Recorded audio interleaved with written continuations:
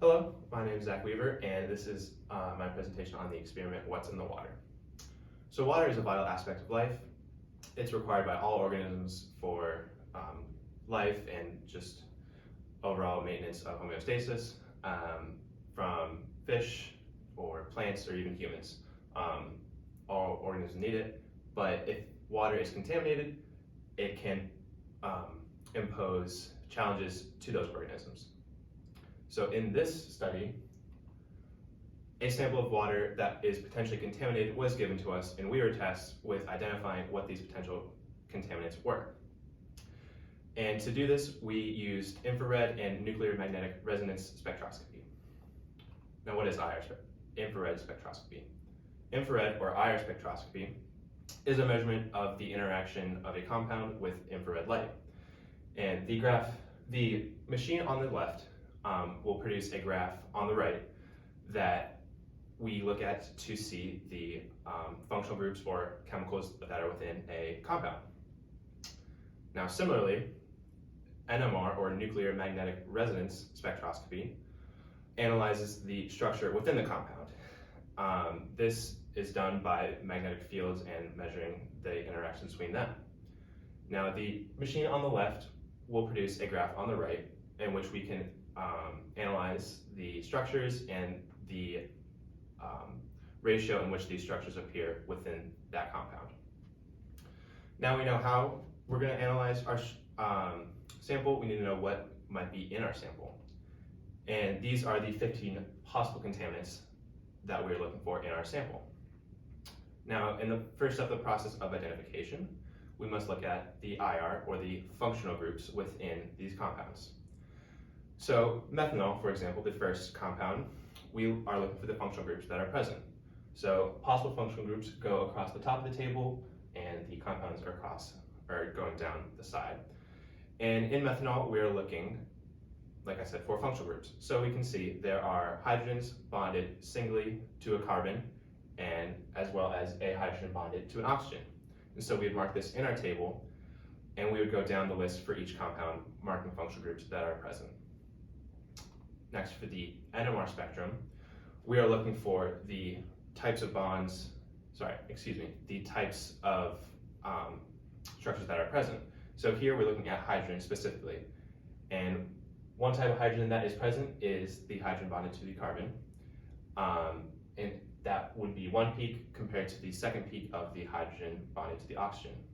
Two types of hydrogen, and we're looking at the ratios they appear in. So the hydrogen bonded to carbon there's 3 present compared to the 1 hydrogen bonded to the oxygen. So we would say there's 2 peaks with a ratio of 3 to 1. And likewise, we go down the table for each compound of possible contaminants. Now we know how we're going to analyze our compound. Now we can look at our first potential contaminant. Here is the IR spectrum of compound 1. And in this, we can see 2 possible significant peaks. One at 3,368 inverse centimeters and one at 2,973 inverse centimeters. And these peaks correspond to an OH group and a C to H singly bonded, respectively. And when we look at our previously made table, we see that there are 4 possible compounds that have these functional groups. But to further identify the compound, we need to look at the NMR spectrum. And when we do, we can see that there are 2 peaks, and the ratio of the size of these peaks are a 9-to-1 ratio. So when we go back and look at our 4 compounds, we can see that only one has that NMR criteria of 2 peaks with 9-to-1 ratio, and that compound is T-butanol. And to confirm this, we can look at the structure of T-butanol. In it, we see hydrogen singly bonded to the carbon on the outside, and a hydrogen bonded to the oxygen. So there's an OH and a CH singly bonded functional group. And when we look at these hydrogens that are present, we see that there are hydrogens bonded to carbon and hydrogens bonded to oxygen. Of the ones bonded to carbon, there are 9 compared to the single hydrogen to the oxygen. So we'd say there's a 9-to-1 ratio, which confirms our identification.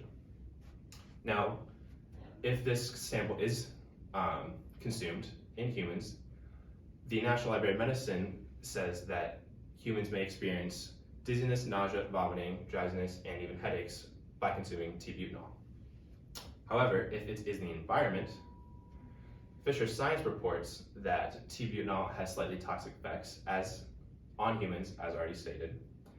It can also have negative effects to the environment. If it's in the water supplies, it can harm other living organisms besides humans, such as plant animals and even plants if it is found in the soil. Now when we look at our second compound, we first have to look at the IR graph again. And in this graph, we can see that there are two significant peaks again. One at 3,000 inverse centimeters and one at 2,917 inverse centimeters. And these peaks correspond to a benzene ring and CH singly bonded, respectively. And when we look at our previously made table, we see that only two compounds have these criteria of IR. But again, to further identify this, we need to look at the NMR spectrum. And when we do, we see two peaks, and the size of these peaks have a ratio of a 3:1. So looking back at the two previously identified compounds, we see that mesitylene is the only one that satisfies all the criteria. And we, again, can confirm this by looking at the structure. We see there's a benzene ring present, and on the outside of the benzene ring, there are hydrogens singly bonded to the carbons. And looking at the hydrogen present, we see that there are hydrogen bonded directly on the benzene ring, as well as hydrogen bonded to the carbon on the outside of the benzene ring. And when we count the hydrogens present, there are 9 hydrogens to the carbon on the outside, as compared to the 3 hydrogens bonded to the benzene ring. And we have a ratio of 9:3. And when we simplify this, we get a ratio of 3:1, which confirms our NMR criteria, thus confirming the correct identification of compound 2. And again, when we look at the health effects it could have on humans, mesitylene, according to the National Library of Medicine, may cause symptoms of dizziness, headaches, drowsiness, vomiting, and confusion if consumed by humans. Whereas in the environment, research by the World Health Organization explains that mesitylene will have more negative effects on the environment, specifically if it is in the water supply. And if it's in the water supply, it can impose harm onto aquatic life, such as fish, which would disrupt the ecosystem and other organisms that are a part of it or near the same ecosystem. And in summary, the two contaminants that were found in our sample of water were T-butanol and mesitylene. Both compounds impose similar adverse effects on humans and the environment. Thank you.